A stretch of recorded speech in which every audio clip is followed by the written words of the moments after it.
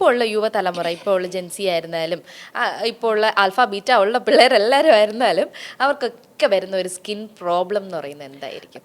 കൂടുതലും കാണുന്നതും ഈ നേരത്തെ പറഞ്ഞ മുഖക്കുരുവാണ്. ഒരു 80% ആയിട്ടുള്ള കുട്ടികളിൽ അല്ലെങ്കിൽ ഒരു ടീനേജേഴ്സിന് മെയിനായിട്ടും കാണുന്നതാണ് പിമ്പിൾസ് എന്ന് പറയുന്നത്.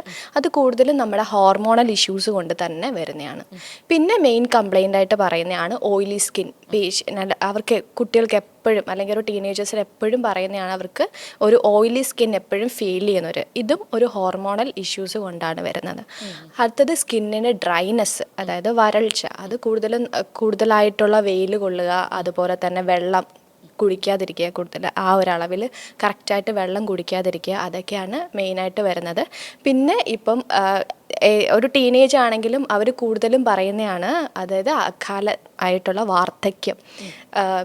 നമ്മൾ ഫേഷ്യലാണെങ്കിലും നമ്മൾ ട്രീറ്റ്മെൻറ്റ് ചെയ്യുമ്പം അവർ കൂടുതലും പണ്ടൊക്കെ എനിക്ക് തോന്നുന്നു സ്കിന്നിൽ കൂടുതലും പറയുന്നത് വൈറ്റനിങ് ആയിരുന്നു അവർ കൂടുതലും കൺസേൺ ആയിട്ട് പറയുന്നത്. ഇപ്പം ഏജിങ് ആണ് പറയുന്നത്.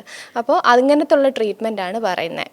അപ്പോൾ ഫൈൻ ലൈൻസ് ഒക്കെ കാണുന്നത്, അതും നമ്മൾ കൂടുതൽ കെയർ ചെയ്യാതിരിക്കുക, കൂടുതലായിട്ടുള്ള വെയിൽ കൊള്ളുക, അത് കണക്ക് തന്നെ വെള്ളം കൂടുതൽ കുടിക്കാതിരിക്കുക, ഇതൊക്കെയാണ് മെയിനായിട്ട് ഇപ്പം കണ്ടുവരുന്ന കോമൺ ആയിട്ടുള്ളൊരു സ്കിൻ ഇഷ്യൂസ് എന്ന് പറയുന്നത്.